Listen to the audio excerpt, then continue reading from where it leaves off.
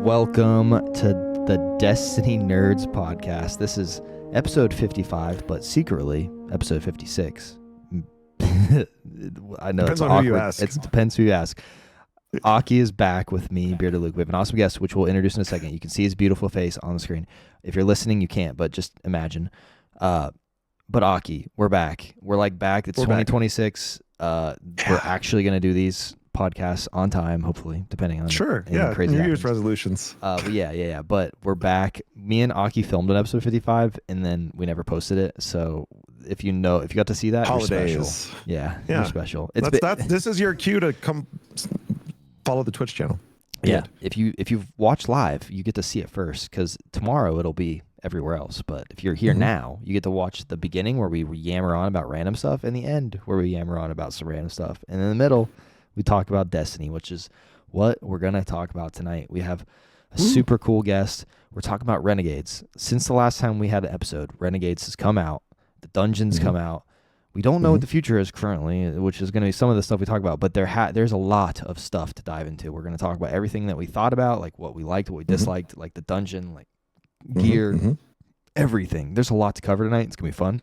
But first, I want Aki to introduce our awesome new guest that's here tonight.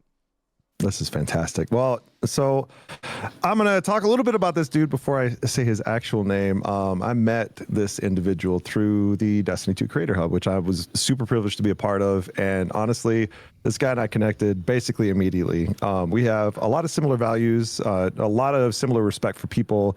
And I just really, really am super duper grateful for the way that he just kind of came into my life and my time as a creator. And we just jived immediately. And his passion for Destiny, his passion for people, and passion for just being a light among fellow creators is super contagious. And so, Bound, why don't you tell us a little bit about yourself and introduce yourself to the good people listening to this podcast? Thank you so much, Aki and Bearded Luke. It's great to meet you finally. But Aki's right. Yeah, we clicked almost immediately. We've become fast best friends, I should say. And it's just been an absolute pleasure hanging out with you, bud. But for those that don't know, my name is Bound, husband, father, gamer, military veteran. Don't hold that against me. That's my catchphrase. And I run a community called The Warriors. We're all about helping gamers experience and understand and get back into gaming if you've taken a break, helping new players level up their game or get into the game, as well as bringing in Sherpas, bringing in talented people to focus on that hardcore end game content. So our phrase is become legends again. And that's the driving force over on the Discord side. But for social media purposes, you may know me as the Destiny 2 news anchor daddy. That's apparently what James Kryak refuses to stop calling me. So I do a lot of skits, a lot of comedy, as well as some informative videos, build videos, guide videos over on TikTok as well. Yeah, and I do have one up on Bound at this point, where happened on New Year's, where I finally beat Millennia. Bound is also a fellow Souls enthusiast, so.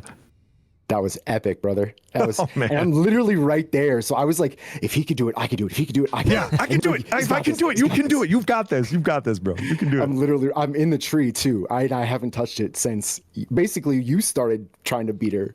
Nah, you got this, bro. You got this. If I can beat her with my toothpick, you can beat her. Absolutely. Yep.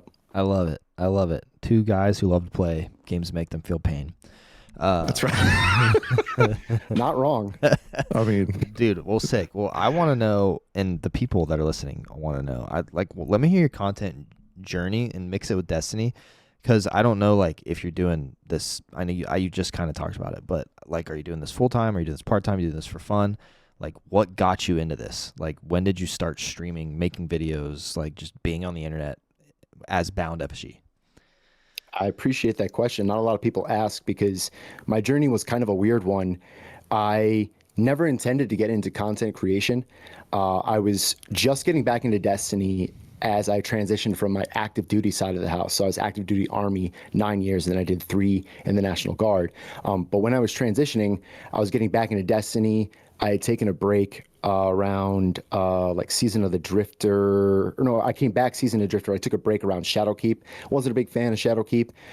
Did you side with the Vanguard or the Drifter? Oh, Drifter, 100%. Okay, cool.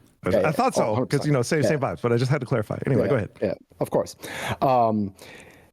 But then I took that break. I was also deployed. Like I was going out places. I was going to weird places. So it's always hard to play a live game service like Destiny 2 when you're gone like that intermittently. So I've had a couple breaks, but I've been here since the beginning of Destiny. And then people wanted to see like stuff that I had done. My wife and my father-in-law built me a bar in my basement, and we had redone the entire basement. I was all prepped for Witch Queen, so I was like, all right, we're checking out TikTok. Let's start making some videos. Let's like show people like what I'm doing. And then I got the great idea of like making craft cocktails set in the Destiny universe in my brand new bar and calling the bar the Final Stand, where we take a rest from your journey in Destiny 2 and other games, and you have a cocktail or a mocktail on me, and it would be themed around some of your favorite video games, especially Destiny 2. And that's what I did. And I did that for a long time on TikTok, and then I started streaming as well, because I figured if I'm playing the game, I might as well stream it, hanging out with my friends, things like that. And things started picking up. Then fast forward about like a year or so, TikTok had like put a subtle on, adult flavored beverages. So smaller creators couldn't really do that. So I shifted my content about 2 years ago to helping people doing Sherpas and coming up with new concepts. And that's where I came up with the news anchor skit, because I actually come from a long line of news anchors. My father was a news anchor. My grandfather was a radio and news anchor, and he also served in the military, so he did some news stuff for the military. And so I do this really good, what I call news anchor voice, and that's where I came up with the concept. And that explains so much. Yeah, Aki doesn't know some of this stuff too. No, So I don't. I love this, him. and I'm hearing some of this for the first time. Yeah. And so I had a couple videos go viral already. Like I'm talking 500,000 views, like crazy stuff. And I was like, I got to come up with a more of a common theme that I could fall back on when I want to do like regular stuff. So I came up with the news anchor bit as sort of if James the Professor Kryak, who does a lot of good lore stuff, is like like CNN or like a traditional news source like PBS, NPR, something like that. I'm Comedy Central, I'm Jon Stewart. I'm making Yeah, I was fun of going to it. say definitely Jon Yeah, Stewart. yeah, exactly. And that's where that I bit love came that. from. And that one, the very first one I did went absolutely insane. I had already started getting responses from Bungie. I'd already started getting some free emblems, some free stuff. And then they invited me to be a creator. And that was like the big leap about 2 years ago when I started like making, so I do content part-time. I do have a 9 to 5. I'm a cybersecurity professional, years like 14 years of experience. So I know all the ins and outs of the red and blue team type stuff. But in my off time, I love Destiny. And I was like, why not keep this going? Why make some content? But I also do other games too, so I try to fit them in as well where I can. I made a hilarious feat video for Expedition 33 that took off. I did a whole thing on my intro journey to Elden Ring because I was super late to Elden Ring, and people were they just loved it, and that took off for a bit. But yeah. Do it part-time, mostly for fun, mostly to try to give back to the community as well, because you got people like Aki, you have one of my heroes, XRB, and a bunch of other people that do a lot of fundraising and giving back and stuff like that. So I try to give back where I can, do a lot of giveaways, fun stuff like that, while also doing Sherpas and, kind of trying to make it lighter while still attacking and getting after that end game content, if that makes sense. We do love the Throfessional. He's a good dude. Dude. Yeah, dude. For the people watching this back later, and I know it kind of ties back into your current career, but what was your MOS for those who are curious when you were actually active duty or National Guard? Yeah. So I was a 17 Charlie cyber warfare operations. So you kind of get a feel for not like all things IT. So I prior to that, I was satellite communications, but I did a lot of routing, a lot of switching, a lot of protection of servers, things like that. And then Army in like 2016 took over all of the cyber contracts from the Air Force, and they dropped the brand new MOS, the 17 series, which technically is combat series because in theory we can be deployed, but like we'd still be in a room with no windows. So it's like It's weird, but it was a fantastic opportunity to really dive into cybersecurity. And every now and then it bleeds into my part-time gig as content creation. But yeah, 17 Charlie. That's awesome. That's Very sick. cool. Thanks man. for serving. I appreciate that. You said that. Appreciate You, the well, support. you said that in your like. What was your saying again? You said say your saying again. At that you said you serve. Father, husband, do the thing. Oh my goodness. I'm a husband, father, gamer, military veteran. Don't hold that against me. Yeah, that's There it is. dumb. Nobody hold that against him, or I'll punch you in the face. Yeah, I love it. Dude, well, sick. Well, I'm glad that you're here. What's your Destiny journey though? We know your content journey. When did you start? Like, are you a Destiny 1 player, or did you start in Destiny 2, or where's that?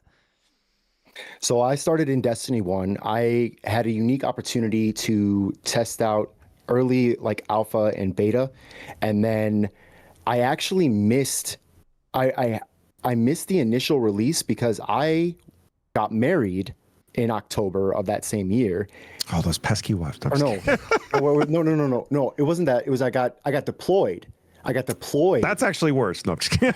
But what I had to do was what we did was while we were waiting to come back, because I actually was able to bring her with me. We went to Korea for 2 years. Oh, wow. That's so awesome. while we were there, I brought her with me, and then we're waiting to go home back to America. And I'm like, I got to play this alpha. The game's finally out. And I had tried Warframe that summer. Shout out to Warframe, love you guys. But it was okay. It wasn't quite my vibe. And I was like, I remember that alpha. I wonder if that's out yet. And we're stuck in this hotel for 2 weeks. If you've been in the military, you know, like the weird phase when you're trying to go home from being, especially like overseas. Kind of like limbo, really. You're just like, So like I didn't have to do PT. I didn't have to show up for stuff. So we're bored. We toured around and like we've seen most of everything. So I was like, we literally bought an Xbox to play Destiny in a hotel in crazy. Yongsang and in Seoul until we left. And we literally did that like almost the entire time. And then when I came back, I was playing on my next duty station, and me and her were gaming together. She's a Titan main. That's why we get along. Bro, that's so cool. She's still a gamer? Like, was she always a gamer, or did you make her become Yes. No, God, no. You think like when we get into the Star Wars stuff, you'll think I'm a Star Wars fan. She makes me look like a Padawan, all right? Like she makes me look like a noob. She was playing Kotor and the Old Republic as like a literal 12-year-old in like a gaming setup, just like nerding out and That's having awesome. a blast. And she has read, I want to say, almost all of the Star Wars books, on top of seeing all the movies and seeing Okay, so all the she's shows. a mega Star one? Wars. Yeah, I didn't even nerd, know they had mega books. nerd. Oh, That's when you know it's real. Dude, that's deep. Yeah. That's deep. Did she also serve? No. Okay. So you guys got married and then got deployed. So she got to come with you. And that's cool, man. That's awesome. Very And neat. so, do Yeah. you guys have two setups? Like, does she have a setup and you have a setup at your house? Like, is she? Oh, yeah. That's so sick. Nice. So That's the way to do it, man. This is my work/streaming setup, but I actually we semi-renovated our former dining room into basically a remote gaming area. So I got my two boys. They both now have gaming PCs. Thank God we got them last year. Oh my gosh, for real. Right? So we got them their setup right next to my old one that's downstairs, and she's right behind me, and I got hers like 2 years ago, but I got her a super mega system because she loves like Civilization, cozy games as well. She was playing Diablo 4 today. Just Cozy games are knocking it fine, out. but yeah, Civ and Diablo 4, those are intense. Diablo bro. 4 is Especially not Civ cozy. is Civ is like really processor and GPU intensive. Like that gets wild. Yes. I think she's finishing the final achievement, which the only one she's missing is win everything as a different character, because all the characters are different and they have like plus and minuses to certain things. But it's like, why are you losing as Gandhi or Einstein or whoever? Like, I don't know anything about Civilization. I'm like, what is happening? She's like, I gotta win with every single one. And I'm like, oh my God, it's that serious. It's that serious, yeah. So she's a completionist. Oh yeah. She's a that's sick. gamer. She 100%ed Hades. And, Oh wow. yeah. Okay. Yeah. Hey, Yeah. she's a real gamer, All right, bro. she said, put some respect on my name. That's what she gosh. said. All I right. respect that. That's brutal. Dang. Yeah. That does she play Animal Crossing? You said cozy games. Yeah, she does Animal Crossing. She really loves Dreamlight Valley. That's probably one of her big Okay. favorites in terms of like more It's live. a very popular cozy game right now. Yeah. Yeah. Only cozy game That's I know awesome, is Animal dude. Crossing, which has a Nintendo Switch 2 version coming out this week. So I'm gonna be back in there Yeah, I saw that there were some updates. with a People are free excited. update. Yeah, I'm pumped. I'm afraid to go back to my island at this point, bro. I went, bro. Mine looks kick tough. me out. Mine looks so Yeah. bad, and you go to your townspeople, and they're like, "Who are you?" And then they're like, "Oh wait, it's you, Bearded Luke. Welcome back." But it's been like 5 you lived years here. since I opened the thing. Dude, that's awesome. Well, Bound, your story's sick. Honestly, I love it. You said you had boy. Do you have kids? Yeah. I got 2 boys and 2 huskies living in the Midwest. Which are also children. If you know huskies are also children. So you got 4 kids. I have my princess and I have my nanny goat. I got one that's like my baby, the dream husky. You know, if you're a husky guy or gal, you had like a dream husky in your mind that you always wanted. I got my dream husky, and then we had to get her a friend because she was literally destroying our house in go crazy. Maryland, and it was like a rental military like housing. So she was destroying everything. We had to get her a buddy. So we ended up driving past not only my mother's hometown, but my father's hometown, going from Maryland to upstate New York to get a second husky. And she turned out to be like the run of the litter, but she's such an absolute sweetheart. And she always like looks after the kids, but we call her Nanny Goat because she looks after the kids, but also because she literally eats everything, to include cardboard, Pokemon cards if you're not safe, and potentially other animal poo-poo. So you have to watch her. Huskies are such beautiful animals, but they are so high maintenance. Yeah, that's so my husky is my corgi. I got a corgi instead. That's what I got. So yeah. A little fat husky sheds about the same, just a little bit different temperament. with a bigger butt. With a bigger butt. Yeah, yeah. I have 14 kids. They're called my hens. I have 14 chickens in my backyard, and I love them. Nice. I love them so much. That's what when I said earlier I ate eggs for dinner. It was literally their eggs. They're so good. So That's good. awesome, man. Yeah. Well, sick, dude. That's awesome. You have a cool story. Like legitimately, that's wild. All of that stuff. Midwest. I live in Ohio, which is the Midwest, so we might be near each other. Yeah. I'll give my address. I live to in South everyone, Dakota, which is so, on the other side of the Midwest. Yeah. The very far end. You live out west. Oh, you're, We'll just call you're it in South that. Dakota. Okay, got you. Yeah. We got the whole Midwest spectrum covered basically. So yeah, it's great. I love it. Well, sick. Well, thanks for sharing. Now let's get into this game that we love so boy. much, or kind of love. Okay, ladies and gentlemen, if you're listening, this is the time to buckle in because there's going to be some controversy. There's going to be some disagreements. This is going to be an interesting episode. I just know based on my little conversations I've had with Luke already. You're in for a wild ride. It's going to be fun. Pretty optimistic usually, but a lot of my optimism's gone. So keep that in mind as we go into this. he just blasted it out the gate. Just boom. And I'm a Bungie or Destiny 2 creator, whatever it's called, and I will be honest about this. I'm not gonna just say stuff that's nice because we get free stuff. Yeah. I'm gonna really say what I no think. fluff for just the sake of fluff, basically. Yes. So let's get into it. Renegades. Let's talk overall impressions. Okay. Because why not? Who's going first? I mean, who wants to go first? You want me to step Bound, up? open us up. Yeah, Bound, you're the open us up. newbie here. Go ahead, Bound. You go first.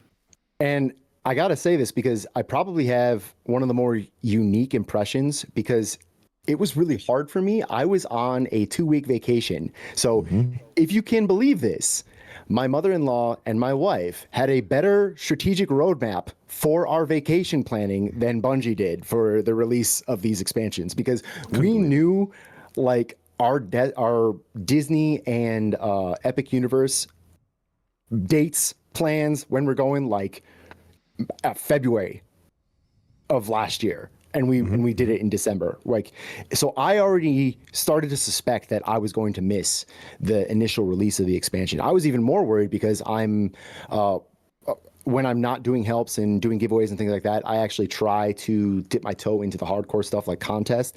And I've cleared every single contest since pretty much my return to Destiny, except DP for obvious reasons. But it was really hard for me because I was basically like, I would be out on vacation, we'd walk 20 to 25,000 steps, and then I'd come home and I have to be like, I have to see some clips. I gotta watch some clips. So I'd be at the end of the night laying in the hotel room with the white, and I have my headphones turned over. I'm like, all right, what did Aki do? All right, what did the homies do? What did they get into? Right. And when I came back, it was like a weird mix of trying to enjoy it while also prep, because we stepped off and did contests literally 2 days after I came back. So I ran through the expansion. I did an honest playthrough, all on the highest difficulty, and watched all the scenes and enjoyed it. And then I like sped everything else, and I was like cooking with the Praxic. Like I did the Praxic Blade mission twice. Literally got lucky and did all of the Catalyst stuff one run. Like I was just trying to catch up, prep armor and weapons and things like that. But genuinely, I believe this is a great expansion because it was so different than anything else we've ever seen out of Bungie, to include Edge of Fate. That kind of stuff tickles my brain in a good way. And on top of that fact, being a massive Star Wars fan, I thoroughly enjoyed not only the subtle nods, but the literally overarching hilarious like mixture of Star Wars and Destiny. I genuinely thought it was done really well, and it made you enjoy like running the Lawless Frontier, made you enjoy running the campaign, the Praxis mission, the dungeon. All that mixture was so good. But yeah, I had a really weird experience because I was just trying to like understand it, and then I had to slam through it. And then once I had a breath, I went back and started, taking my time, doing more research and understanding it. But yeah, I genuinely think it's great. I would put it in definitely top 5, if not top 3. And I would say that it's simply because it's so drastically different than, and who knew Bungie was still innovating, right? Like mind blowing, but they are. And that's why I like it. I know I'm probably a unique subset. Some people will agree, some people might not, but that is my take. All right, I want Luke to give his next because I feel like I'm going to soften some of the blows here. I'm happy that you enjoyed it. I came from a similar back. I was on vacation, but like whenever it released, I was like in the midst of. Just to give you a little background about myself. I'm a full-time filmmaker, so I have 2 companies. I do weddings in one company, and the other company does content for businesses. So pretty much constantly filming or editing something, or vice versa. But at the end of the year, it's usually like super like crackdown mode. We usually have so much backlog to get done. So this came out at like the worst possible time where I don't think I played it for. I think I was telling Aki in Discord, like I think it might have been like 4 days I had before I even touched it, almost to reset that I had even turned the game on, which wasn't a good start for me because I've never done that before. But I mean, I had to do my job, right? I can't not get paid, so I was just being responsible. Family first. Yeah, and, family. Like there's a lot going on. Paying for stuff is part of your family. Exactly. I have a 1-year-old and a 3-year-old. Like my life's a little hectic right now, like in that aspect. So my video game time is a little bit it's on the back burner. But oh, man, honestly, I was really worried that Renegades was gonna feel like Star Wars, but like tacked onto Destiny. So like it wasn't gonna feel like Destiny's story. It was gonna feel like them just taking Star Wars themes and throwing it in there just for the heck of it because it was a combo. Which I think there's literally 2 people. Like there's 2 opinions. Like Bound's opinion where it was like awesome and that was really fun for him, and then my opinion where I felt like completely out of the Destiny world. Like when I played that campaign, like it was cool, but I was like, this is just like, this is from Star Wars. This is Star Wars. This is Star Wars. This is Star Wars. Like this isn't Destiny. Sure. This is just Star Wars, which I remember I said on the podcast before, like was the main thing I was worried. Like when I saw the collab, I'm like, great, this is just going to be like, it's just going to be like Star Wars for a season. And then we're going to go back to what Destiny feels like. And that is what it felt like personally for me. So I didn't really enjoy the campaign. It made sense to me in some sorts of way, but I could have cared less. First time I've cared less about the story.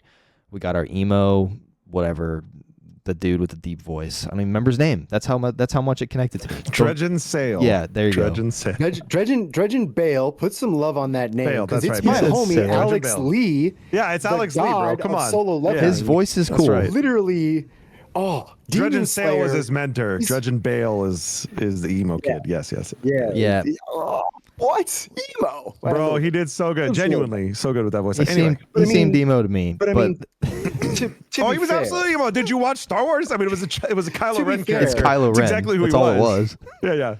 To be fair, like the beats of the campaign by the end of it pretty much line up with the ninth, what is it? No, 10th and 11th movies almost distinctly.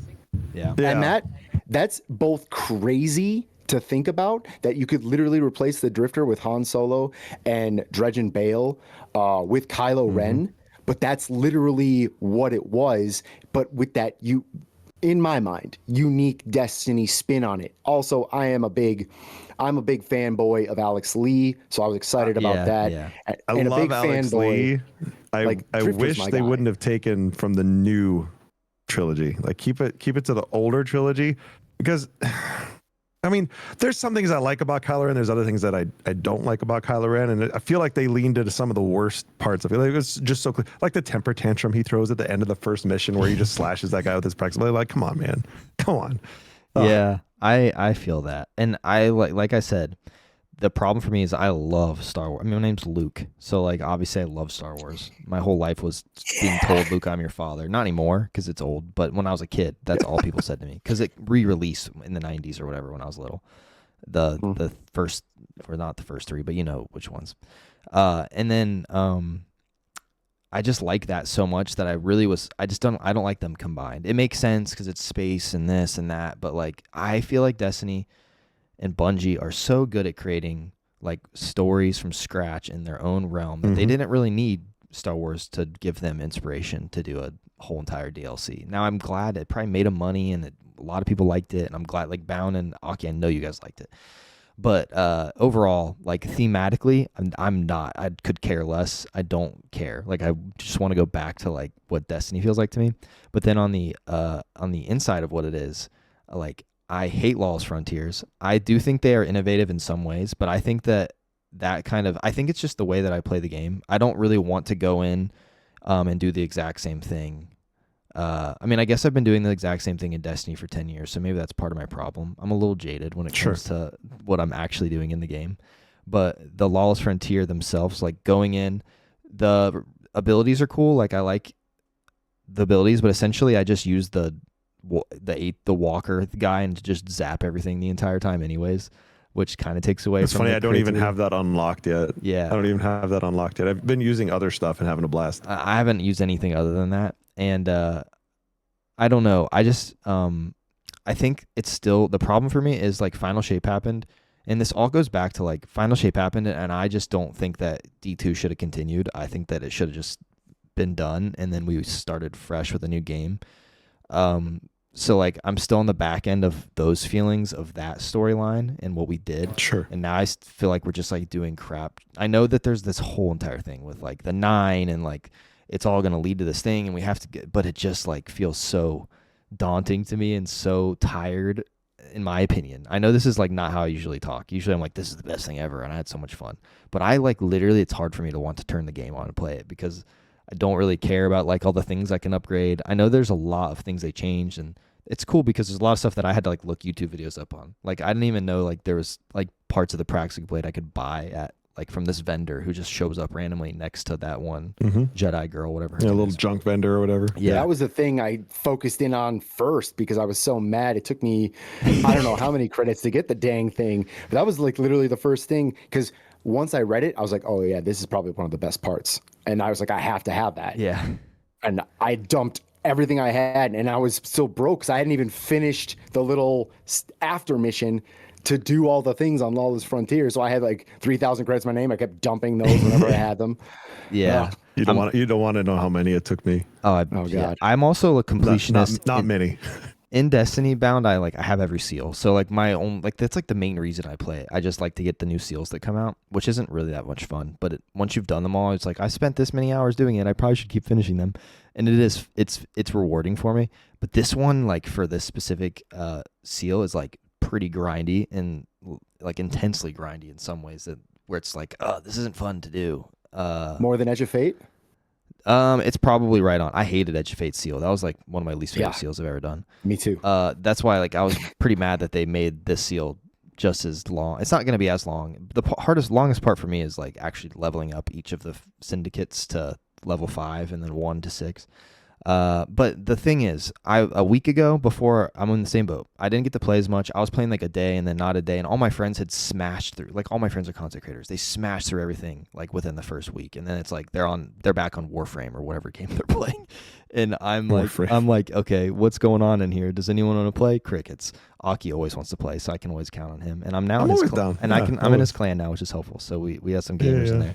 But I was like you, Bound. I was like trying to figure everything out, and I'm like trying to speed rush through everything because I'm like I'm so far behind, and I think that was part of my problem. Because this week and last week I was in a different mindset. I played a bunch this week, and I feel a lot better about like it makes a lot more sense. A lot of the stuff I was going way too fast at the beginning when I started playing. Now I'm like, okay, I can see what they're doing with Lawless Frontiers. I can see what they're doing, but this is the last thing I'll say, and then I'll let you talk because I'm like talking forever.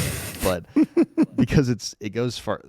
Another part is like I think that me as a gamer right now, like in my current state of life, and you guys chat can roast me, comments can roast me, but I really enjoyed Destiny when it was a little bit more of a simpler version of a game where there wasn't as many things and this and that and layers, which I know people love, and I think I'm just in a weird stage where I can't like let my mind get there.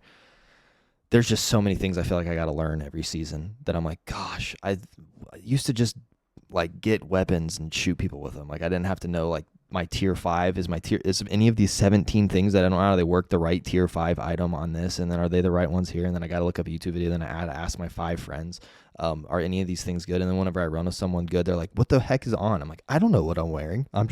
This was from 2 seasons ago when someone else told me it was good. That's where I am currently in my Destiny world. So maybe I'm just having a Destiny existential crisis. No. You know what that's called, Mr. Luke? Yeah. It's called getting old. Yeah. Okay. That's what it is. Bro. I'm getting old. You're getting old, my dude. I just turned 33. So you didn't have to wait for the comments. I got the roast right here because I'm also old. So I'm an unk, and unk. Games are getting hard. So there's something wrong with me. Yeah. No, all right, so Aki, you tell me your opinion. You tell me your opinion. I feel like I'm somewhere in between the two of you because, like, for me, I enjoyed the story. I thought the story was really good. I especially really liked Drifters Goes Blue. I thought that was fantastic. I really liked her characterization. That was a lot of fun. I thought the story was fun. It was a lot of neat story beats. I had the unique opportunity to play with my daughter, who hasn't watched Star Wars yet. I'm a bad dad, but I understood all the references. She didn't. She still enjoyed, like, she genuinely enjoyed the game independently, not knowing really any of the references or any of the source material. Like, she enjoyed the game. She thought it was a lot of fun. She puts it up there in like her top 3 expansions, which I think says a lot. It's interesting, the juxtaposition of if you are a Star Wars fan or if you're not a Star Wars fan. Because like I said, there were certain things that I don't like that they pulled from. Like, I didn't like that they made Dredge and Bale basically Kylo Ren. Like, because Kylo Ren is like one of my least favorite Star Wars characters. I didn't like him. He's basically just a petulant child. And if you're going to make a petulant child a villain, like that it doesn't play well for me. But that's just my own personal opinion. But the thing that I did not like about the campaign, I liked a lot of things about the campaign. The thing I didn't like about it was it felt like a ton of errand running. We were doing the Lawless Frontier missions to tell the story. We weren't actually really playing a campaign. We were just doing the Lawless Frontier. And I did not like that, because then when I was done with the campaign and it's like, oh, by the way, now to grind these things, you have to go do the stuff that you did in the campaign over and over and over again. I'm like, but I just did that. I'm so with you, bro. It's like, I resonate with that deeply. That did not, it didn't feel good, because this is an expansion, right? The destination we have is basically the hub, the Tharsis outpost, and then we get a little bit of Venus, and then the rest is on Europa and Mars, which we already had some of Mars with the Savathun's throne world, right, and all that. So just portions of those didn't feel very good. It feels very cobbled together. And the things that I have noticed and some of the sentiment online, some of the comments that I've read, is you can tell that when the final shape concluded, there hasn't been a good cohesive vision about what's happening next and where we're going.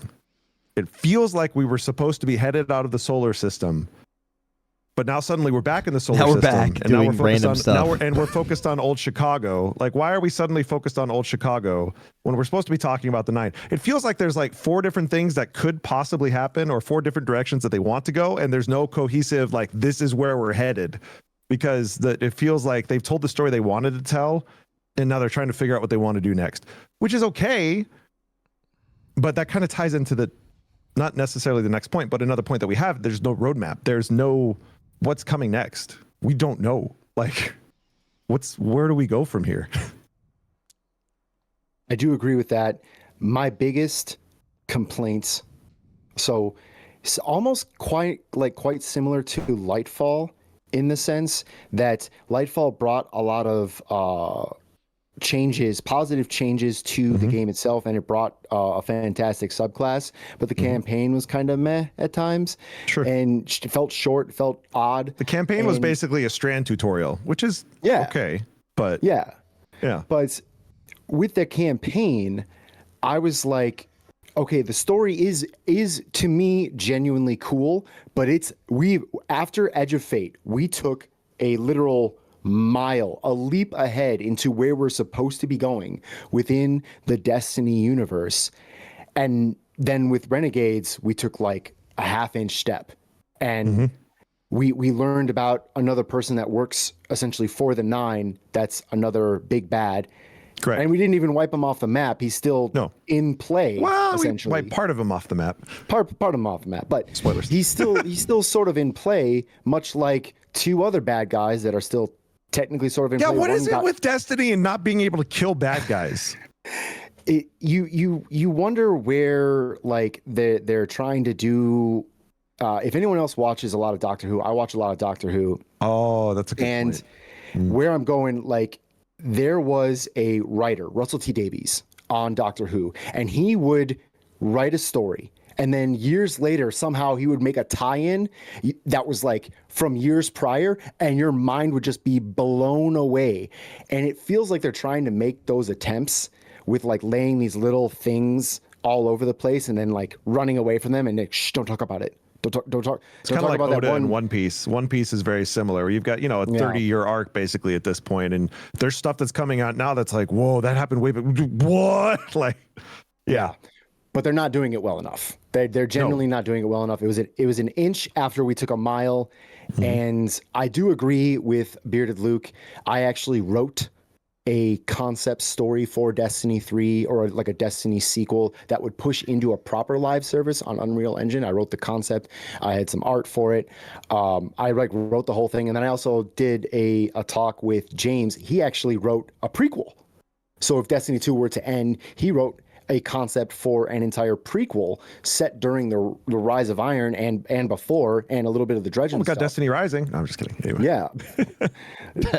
I love Destiny Rising. It is very weird. If they put down the gacha and play a bit more Destiny, it would be better. But that's a separate podcast. Yeah, that's a whole other. I do love Destiny Rising, but it's a separate discussion. But yeah, you guys are right. The campaign, it took an inch after we took a whole mile, and it didn't quite do enough to progress the story. It was very cool. I like the story. Don't get me wrong. Like, the story that they told, I thought it was pretty cool. Like I said, there were elements of it that I didn't like. It was just how they told the story. Because if we look back in previous campaigns, you look at all-time greats like Final Shape, like Witch Queen. You look at some of these amazing, incredible set pieces, even the Red War. You weren't playing the seasonal activity to tell the story, which is what they did in this expansion. And it didn't feel good. But I liked the story. I liked the story that they told. I thought narratively it was very good. I just didn't enjoy the gameplay loop. Yep. And I think part of the reason they did that is this combat of the player base, specifically new and returning players who they're trying to get back into the game.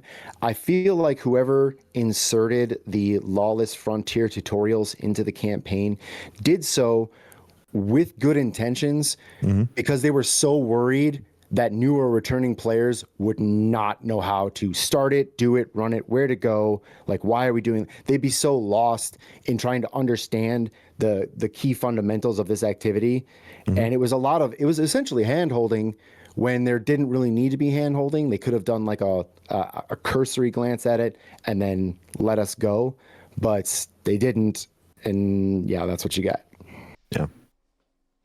Well, Okay. one really good thing that I think we all can say we loved a lot is that they brought lightsabers into Destiny. Oh my gosh, dude, that Praxic Yes. blade. Yeah, Praxic I think we blade. can universally agree on this. Like, What do you guys so think? fun. Yeah, tell me about the Oh, Praxic man. blade, the mission, there's like you can get all the components from leveling up stuff, your different syndicates. There's parts you can get from the dungeon. Like there's a lot with the Praxic blade that I didn't realize was gonna be in it, and it's one of my favorite things. Actually, my problem actually with it is I just got like this good stuff on it, so it felt very underwhelming in like end game content until I got the catalysts and unlocked. You do have to spend some time and with unlocked- it and unlocking the things. and unlock the last like that. I can't remember what it's called, but it's on the artifact.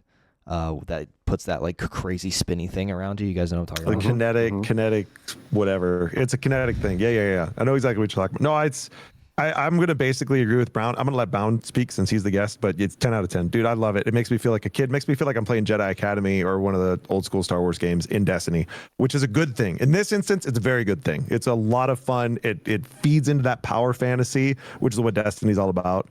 It's a lot of fun. 100% agree. Phenomenal. 10 out of 10. No notes. For me, it was everything that I was expecting the weapon to be, as not only an ode to the lightsaber, but it also, like you said, once you unlock everything, it literally solos any content if the boss is in a 10-meter range. Like, it's crazy how good it is. And then it's also empowered by the artifact. My only concern, similar to the expansion itself and the campaign, is how is it going to hold up once the artifact goes away? But for now, while we're still in the season, like, it is an absolutely phenomenal addition. It's so much fun. My mind was blown again that they innovated and put a sword in the primary slot. I legitimately thought they were not going to do this, and they did it. And they made it functional, useful. The only issue will be is it going to end up getting nerfed and or lose much of its benefits once the artifact goes away, or will it still be overpowered and then need a nerf come the next season or the next artifact drop? That's my biggest concern. But overall, right now, like literally, I'm finishing up my solo flawless for Praxic, the seal, and it's stupid how good this thing is on all three characters. Honestly, on all three characters, it's great. But I'm doing it on Warlock now, and it's absolutely busted, and I love it so much. I'm waiting for someone to take the Sammy Cat approach and instead of an all bow run, be like the Praxic blade, a glaive, and a sword. You know what I'm saying? And go through and do solo dungeons. You know, I'm waiting for somebody to come up with a build and do that, because I'm sure somebody out there is going to figure it out and do it, which would be wild. You could technically do it with the glaive for Equilibrium. I know this because part of the thing that I try to teach newer players is about positioning, and if they're not the best aim, the glaives have shockingly generous aim assist despite whatever numbers they actually have on it. They're pretty good, and you can block, especially if you're on Titan with like a stronghold setup or some other setup that has the Swordmaster armor. You can block and then shoot the tickle fingers of not Palpatine, final boss Seer in not Equilibrium. Palpatine. Not Palpatine, right. Seer with the glaive, and then have a sword on top and a sword on bottom for mobility. Like, you can definitely do it. Absolutely. It'll be interesting. I'm sure somebody will come up with it. Anyway, Luke, what's your thoughts? I was just gonna say, if they're gonna make me play a Star Wars Destiny game, it better have a good lightsaber like gameplay, and it does. It feels great.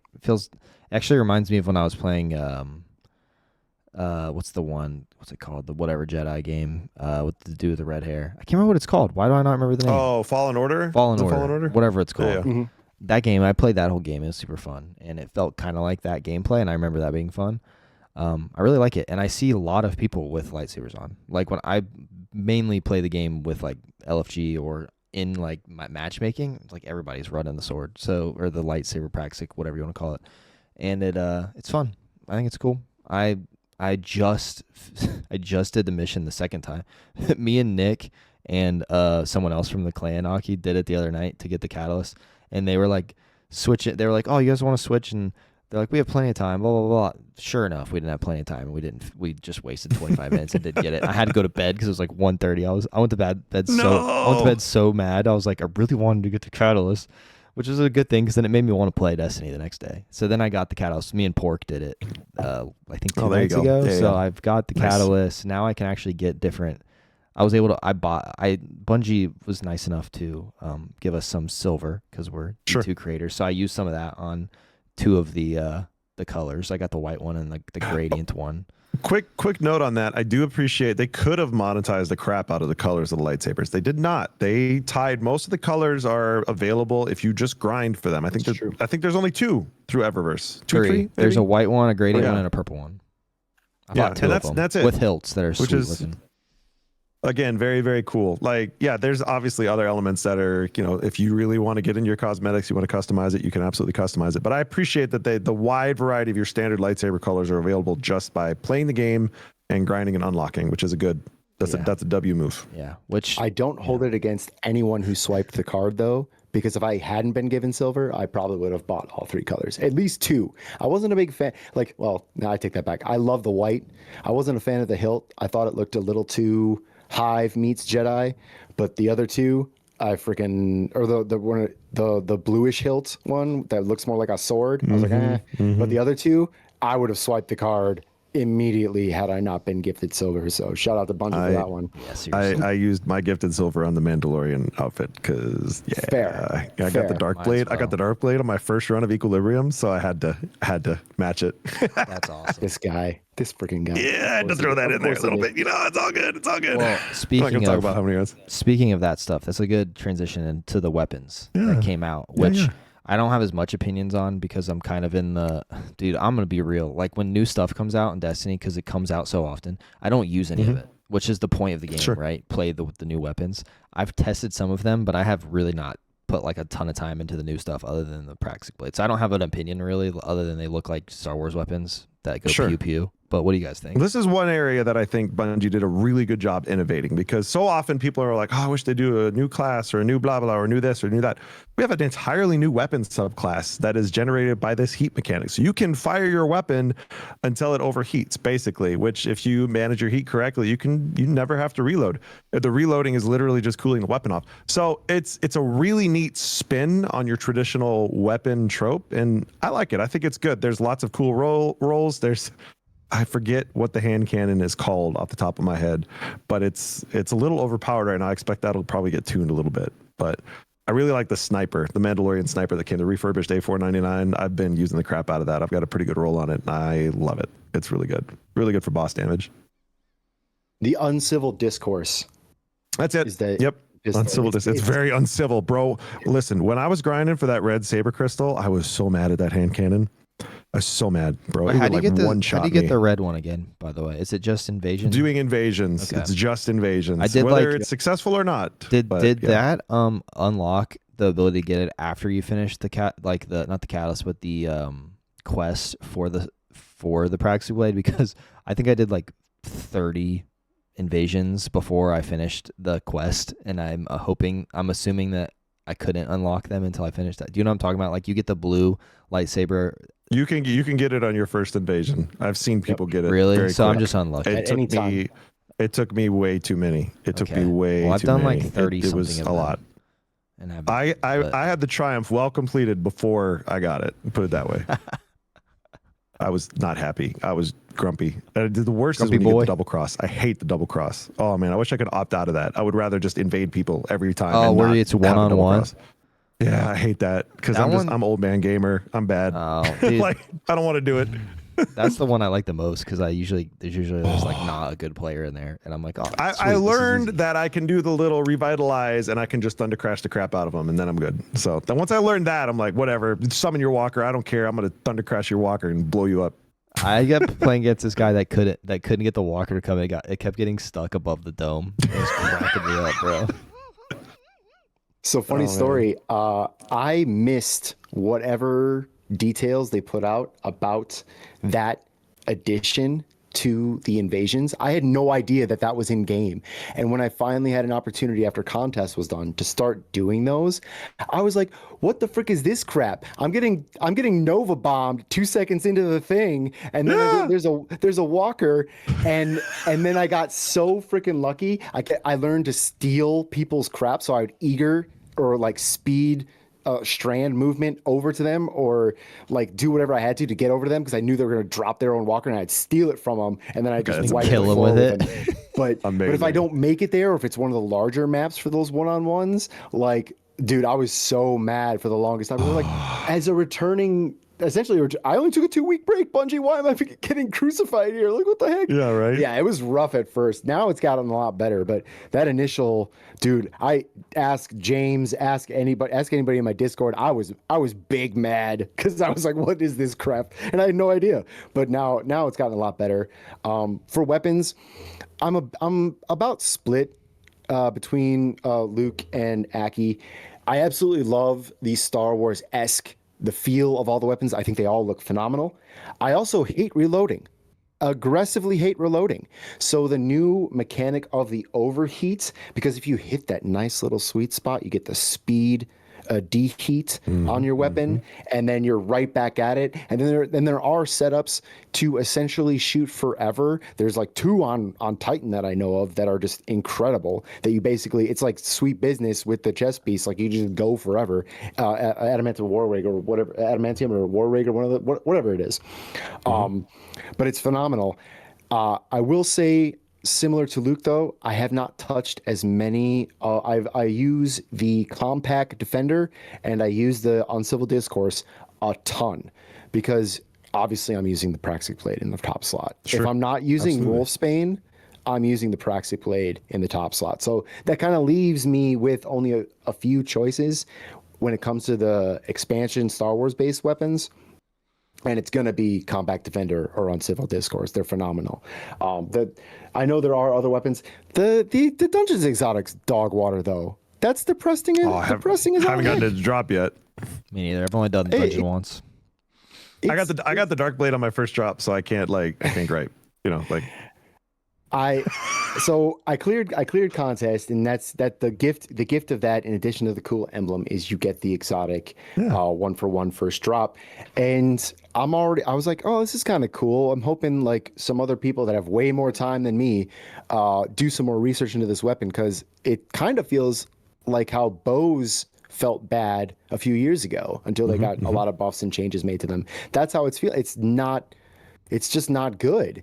And which is crazy when you look at the dungeon weapons, and every single one of them is phenomenal. And you're like, the replayability for every other weapon in the dungeon is so high. If that exotic had been a knock out of the park, you'd just be mainly, I'm still kind of maining the dungeon most of my gameplays, but more people would just be maining the dungeon to get perfect god rolls of every single one, because everything but the exotic out of that dungeon is chef's kiss perfect. It's crazy to me.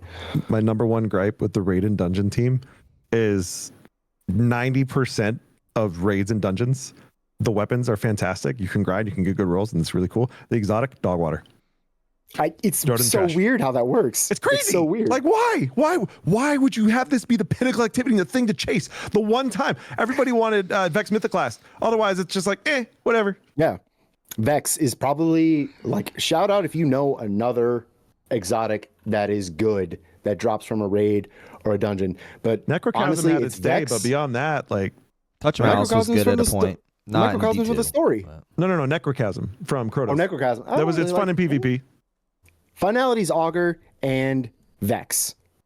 That's it to me. Ooh, Anarchy, but Anarchy's not in the game anymore. Yeah, that would be one to buy consider. that. Nobody knows you that can buy Anarchy.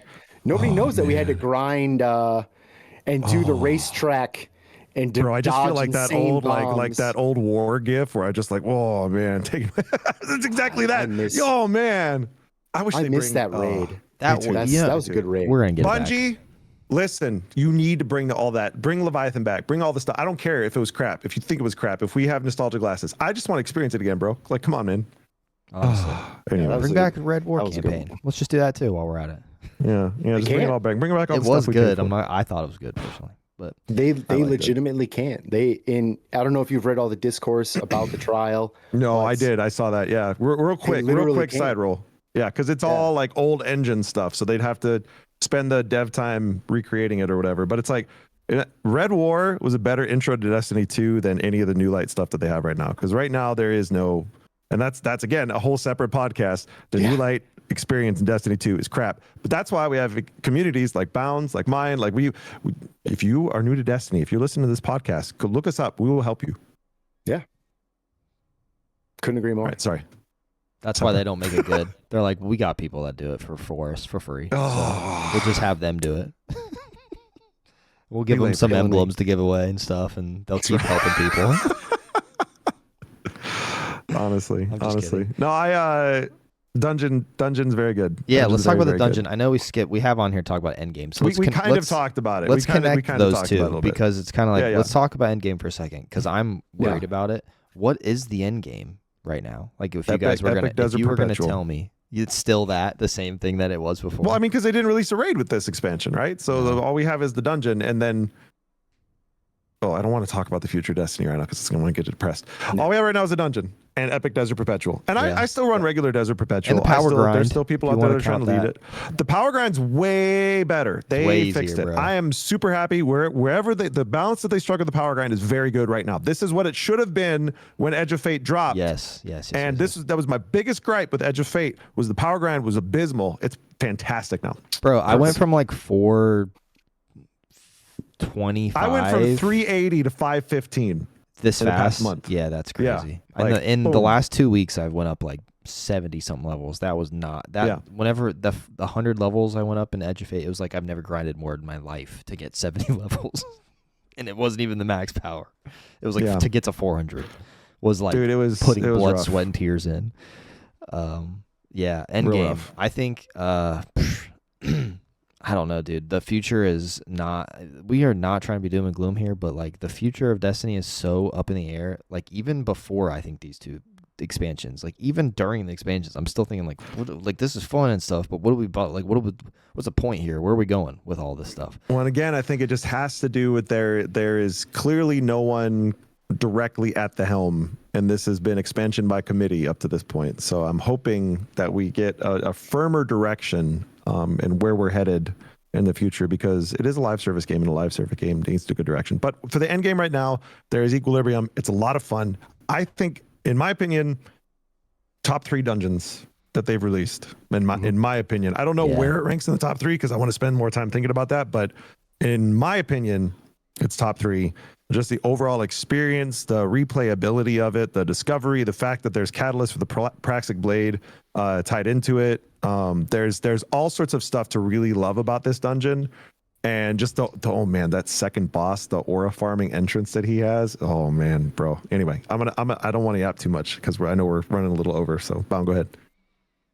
I couldn't agree more. I loved Equilibrium, cleared the contest, working on finishing up the solo flawless. I've been damage testing all for like the past 10 days, figuring out which one I want to do it, how I want to do it, and it's been such a blast. I will say this, which is extremely unique to not only the dungeon, but the current state of the game. All 3 classes, for the first time in at least 2 years or more, but possibly all of Destiny 2 history, all 3 classes have viable setups to solo flawless this dungeon. And that has never been said before, been done before. I was doing it on Hunter. I loved it. I keep making the tiniest mistakes on my damage rotation for final boss. Otherwise, I would have had that done last week. But then I switched back to Warlock after not liking the silly controversy cheese. Like I could do it, but I don't want to because it would take. You don't want to be. It's John really Chunk. luck based. It's luck based. Honestly, if you get the chunk, perfect. It's a 1 phase, but if you don't get the chunk, you could get smacked at any point and then you're done. Yeah. No. And then the bonk, a similar situation, very, very good. Highly recommend the bonk for solo flawless. Like all 3 classes, for once, have setups and builds to perfectly solo flawless this dungeon, and it doesn't feel too bad. It feels quite fun to do it. So that's rare, and I like that part. I also like the nods to from Destiny to Star Wars, Haro being Darth Maul, Seer being Emperor Palpatine, the opening encounter being the speed racing through the Ewok forest is hilarious and kind of fun. Like I like that whole vibe. Again, the only downside to the entire thing, and the armor's fantastic. Sage is really, really good. Very, very good if you like sword builds. So again, the only downside to the dungeon is the exotic. Everything else, 10 out of 10, no notes. They did it really good. Like, it's super fun, whether you're a solo player or you like to play with your friends. The feats, I mean, just depends on how you feel about the feat system, honestly. I think it really does. It depends. If you like the feat system, you're going to be happy they're there. If you don't like the feat system, you'll probably be pissed. The funny thing about it is 4 feet on the dungeon, like with the extra challenges, basically is the equivalent to master under the old system. And then you just have to change a mechanic for each encounter. That's it. It doesn't genuinely feel all that much harder than the base version of the dungeon. But then you suddenly turn on Cutthroat and you got to be perfect, and it's got to be cranked to 11. You know, and I was talking with other people. I was like, hey, why is this in the seal, but it doesn't count towards the seal for doing all 5 feet active? Not talking about whatever plus and minus system they got for the feet system. I'm talking about turning on all 5, including Cutthroat. And they're like, don't do it. It's the worst possible experience of your life. They're not going to put one in there. It's too hard to finish for most people. Did they hit you with the... It's a trap! Sorry, Star Wars reference. There we go. Okay, we got one in. Like... I don't, and this is something that's bugged me about the recent change up with the seals, and I think maybe Luke will agree with me, I don't know, but I don't like that they put things in the seal section, and then they put in the silly little blue italics. This does not count. The seal. Like, why is that in there? Why is it in the seal? Put that in the other place, where it used to be. Yeah, because the rest of just us... the regular old triumphs or whatever they call it. Yeah, we don't need it in the seal. Tab, it's not for the seal. Whatever. Us nerds that are completionists, know where to go. We'll go there to look for it, and we'll go and get it if we want it. What these guys are putting saying in is the seal. Eye twitches looking at it. Like, oh, why can't I do it? Like, I gotta do this. Like, Bungie, I don't, bro. I'm like, it says I don't have to do it. I ain't doing that. Yeah, I know I'm not doing that one either, because if I have people that I respect in the community for their talent and skill telling me that they haven't even done it because it's either a waste of time or too hard, then I know when to say, maybe this isn't for me. Maybe we'll back up a little bit. Yeah. But there are people that have done it, that have just slogged and figured out the best way to go about it. But they're like, even they are like, that was a complete waste of my time. Why did I do that? I would have rather just a 4 feet farm for tier 5 armor, you know? Like, yeah. The one time we did it, it was super smooth. That was a lot of fun. Aki locked in with the bonk hammer. I was like, are we going to do it with the bonk hammer? He's like, we're going to do it with the bonk hammer. And we did no cheesy builds. It was me and James. Yeah, was it you, me, and James? Professor Crack. Yep. Yeah. Yep. And we are by no means, us 3 old man millennial gamers. We are by no means the cream of the crop when I'm like 500th or more on clearing contest equilibrium. Like, we're not the captains of the ship, but we were like owning this, and we're like, and we one-phased every encounter, I think, except for the first one. We had like, just like, oh yeah, we got to do it this way. And then we all locked in. And I was running with people that are way better than you and I put together earlier, and they were choking hard. I was like, wait, what's happening? Why are we doing this bad? And it was just lack of communication, but we locked in. It was great. It was so good. 4 feet farms, me and Aki, we got it. We got the W. Easy. We'll take Luke through. Yeah, I need to finish the stuff. So yeah, I'll hit you up. Got you. Heck yeah. Got you. We need to be friends on this game after this, because we're not. That's right. Absolutely. So I can announce, I know we're almost at the end, but this is a good time to announce next week's next episode's guest, because he is who I did the dungeon with.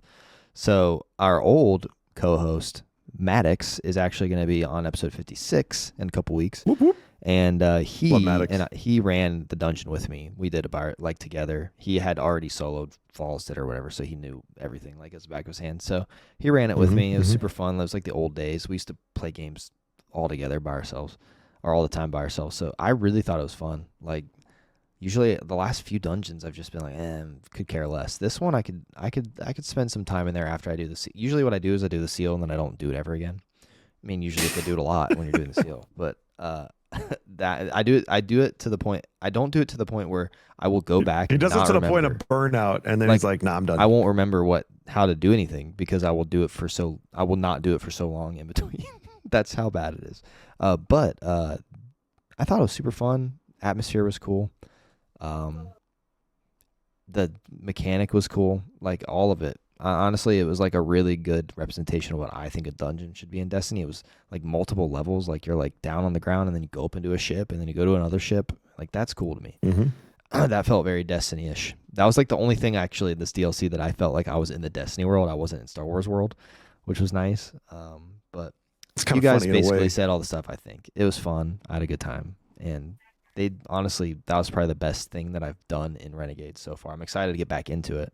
I wanted to make sure I did it before we talked about it because I didn't want to be the only one that hadn't finished it because I think I did it like 3 weeks after it came out. But At least you did it. You know what? I'm proud of you. I'm proud of you. Finally do it. I held Maddox up multiple days where he'd be like, "Are you coming on tonight to do it?" I'm like, "Yeah," and then I'd be like, "Oh, I'm just kidding. I fell asleep." And then eventually I was like, "I'm getting on the internet right now. Are you awake?" Yes. All right. Then we did it. So very fun. There you go. Nice. That's awesome. All right. So Renegades out of 10. What's your hot take? What's your verdict out of 10? If you had to rate it out of 10, what do you think Renegades lands? For me, it loses mega points for, like I said, the repetitiveness of doing the actual Lawless Frontier while telling the story. But the story itself is very strong. Really enjoyed the story. So I'm going to give it a 7.2 out of 10 for me, which is low in Destiny expansions for me. Like it's not low. It's not Shadowkeep low, but it's low. I'll go next since I'm next to you, and we'll let Bound give us the final. I'm gonna he's give thinking, it. I can see he's mulling it over. I'm gonna give it a big old fat 5 out of 10. I know that's tough. Oof. I know that's tough, but Yeah, this tough. has probably been the least amount of fun I've had playing Destiny in a long, long time. Some of it could just be the season of life I'm in, so that's not Bungie's fault. But also, a lot of it is just I just don't feel like I'm playing the Destiny that I really fell in love with at the moment. So that's probably part of it. Feels like a micro expansion. Yeah, like it really does. It is not. And I understand it is a micro expansion, or it's it's their new cadence. It just it doesn't have enough meat on it. It feels like a season more than it feels like an actual expansion. Yeah, I think is my problem. And like I always say, like it could be the worst game in the world. I'll still be here playing it, having some fun. Absolutely. So I'm still here. I'm still gonna be playing it. I'm still gonna be completing all the stuff. Still love the game. Still love it. Still wish they'd bring all the dungeons and raids into the Armor 3.0 system. Yeah. But that's okay. That's a separate discussion. Just Maybe had to get that little jab in there. Yeah, it's a game that it's still got me. So but outside of that, 5 out of 10 for me. What about you, Bound? So, and here's the clip. Here's the soundbite for all you people at home. With the exception of Jedi Order and Survivor, this has been the best Star Wars game since the Old Republic in Destiny 2. I love Renegades for what it is, and I think I literally have a little bit of a cheat code because I took that perfect break between the previous expansion and this expansion, and because of that, it felt like I picked up a brand new game, and it was so drastically different from Edge of Fate and Destiny 2 that I played a Star Wars game in Destiny 2, and it was fantastic. I do agree it wasn't perfect. I do agree the repeats in the story for Lawless Frontiers was unnecessary, and I can understand where people are coming from if they didn't like the concept of the collab or didn't like Star Wars as much as other people. I get that, but I'm going 7.9 because it was genuinely the best Star Wars experience I've had since the Old Republic. I do big agree with best Star Wars. In my opinion, it's the best Star Wars game since Knight Jedi Academy. Like it's been that long since I feel like we've had a truly great Star Wars experience. Now, full disclosure, I haven't played Fallen Order or its sequel or Jedi Survivor. I haven't played those games. You should I need play to. those, bro. I've Those are heard big games, very bro. good things. I've heard very good things. I want to play them, but that's just where I'm coming from. I big agree with what you said there. Best Star Wars game that we've gotten, but it's in Destiny, so it's a little, when it comes to Destiny, I feel a little bit differently, but it's very very good. Love it. All right, let's talk really quick about what's happening this week as we look to close things out. We have a really cool thing happening this week in the Destiny and Bungie universe. Games to Give is about to kick off with the Bungie Foundation, and all three of the creators that you see here on your screen or are listening to are featured creators. So we're going to talk a little bit about what Games to Give is. It's supporting the Bungie Foundation, which supports Make-A-Wish, all sorts of amazing. There's actually other cool charities and things that are involved within the Bungie Foundation. Bungie Foundation backs a whole bunch of different charities, and I am very, very excited to be able to participate. This is my first time being part of Games to Give. There's going to be all sorts of cool things that we get to give away. I'm putting together a little Destiny RPG. If you want to hear more about that, you can come by my streams this week and we'll talk a little bit about what that means. But I would love for my block is going to be on Friday, January 16th. It starts at 5 o'clock Pacific, 4 o'clock Pacific. I forget. It's Friday afternoon. If you're at my Friday afternoon stream, you won't miss it. All right. Whoever wants to go next, when do you guys take it? Well, I'm right after you, so I'll go next. That's right. Because my block, and this is also my first official time as being a featured creator for Games to Give. I have previously supported from the shadows as Destiny enjoyer and raised money for Games to Give, but now I'm an official Bungie Foundation member and official creator, a featured creator for it. My block is basically, if you join stream Friday night, my normal time, you'll catch my block at 12 a.m. Central Standard Time for 12 a.m. to 2, and I'll be in the trenches trying to dodge Darcy as much as physically possible. Make him use it. It's his favorite sniper. I'm not gonna. I won't say any spoilers, but there will be very unique things to do to even inflict upon me IRL, and Darcy related. And during the block, there's basically just a massive discount on them. So especially if you join us during the block at 12 a.m. Central Standard Time on January 17th, they'll be even more affordable. So you can chip in to a good cause and torture me with Darcy. Yeah, he loves it, guys. Clearly, I mean, you want to give this man exactly what he wants, and that's Darcy. If there are no Darcy haters, I have passed away, respectfully. Love it. And I don't just do that for the meme. I don't do that for whatever. I genuinely mean it. Awesome. All right, Luke. Well, my block is January 27th at 11 p.m. Eastern Standard Time.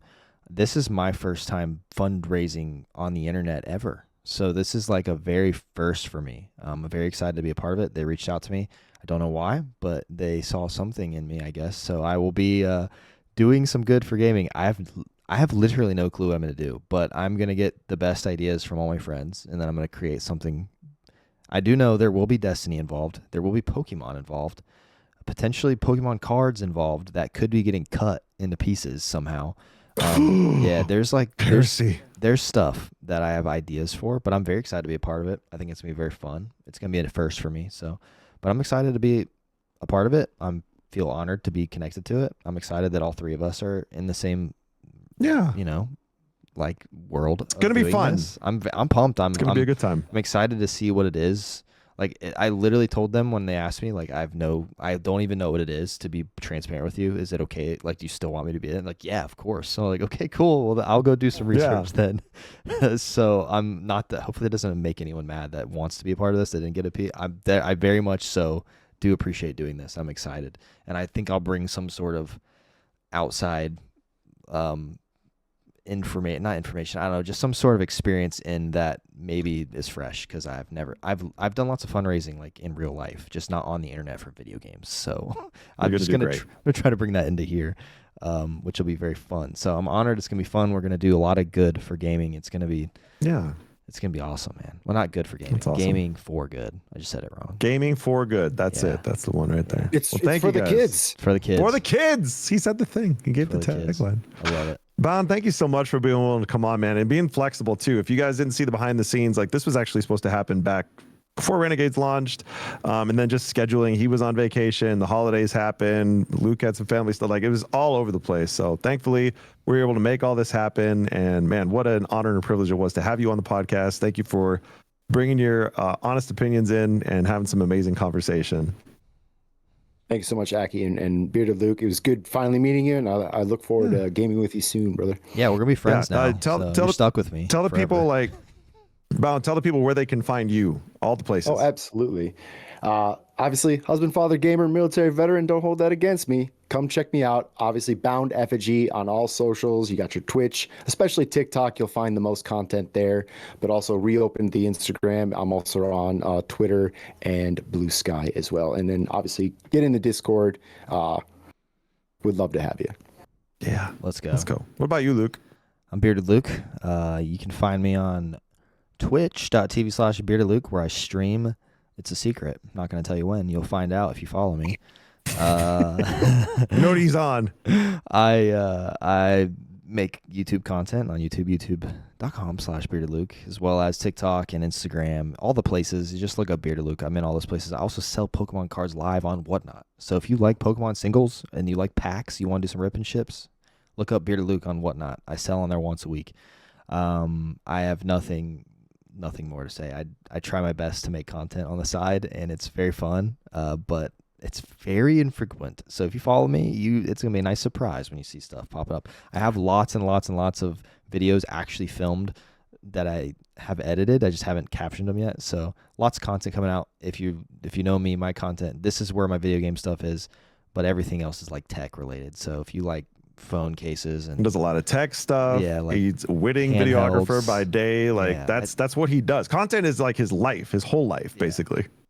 It's almost like we're a Pokemon evolution because the way he talks sounds like when I first started to do more streaming. So it's like he's the first iteration of the Pokemon, and then I'm the second. I'm the Charmander. Like we're going up the scale all the way up to Aki up there, who's got YouTube videos. He's doing variety streaming every day. Yep. He's doing all the an evolution. This of week, Pokemon this right upcoming here. week, we're throwing varieties thrown out the window. We're doing all Destiny this week for Games to Give, which I'm super excited about. Nice. But yeah, you can find us Aki and Fam on Twitch, on YouTube, on TikTok, on Instagram, on Facebook, on Blue Sky, on Twitter, and yeah, we're creating content in all the places. We're doing stuff in all the places. I'm doing my very best actually with YouTube this year. I'm trying to be more consistent with uploads. We're grinding for YouTube partner. But yeah, if you enjoy family-friendly, family-focused content, I stream with my kids. I stream with my whole family, including my wife, Mama Peach, my daughter Peach, and my son, Little Aki. And we would love to have you if you need a place where you can come and find a place that you can call home if you don't have one, or maybe you don't have a great relationship with yours. We'd love to bring you in and love on you and encourage you and support you on your journey. So that's it. That's all I got. Heck yeah, brother. Everyone, thank you so much for listening. Thank you, Bound, for being here. That was episode 55 of the Destiny Nerds podcast. You're all amazing. We'll see you on the next episode, which will be Mr. Maddox. Used to be a co-host, so it'll be interesting to have him as a guest.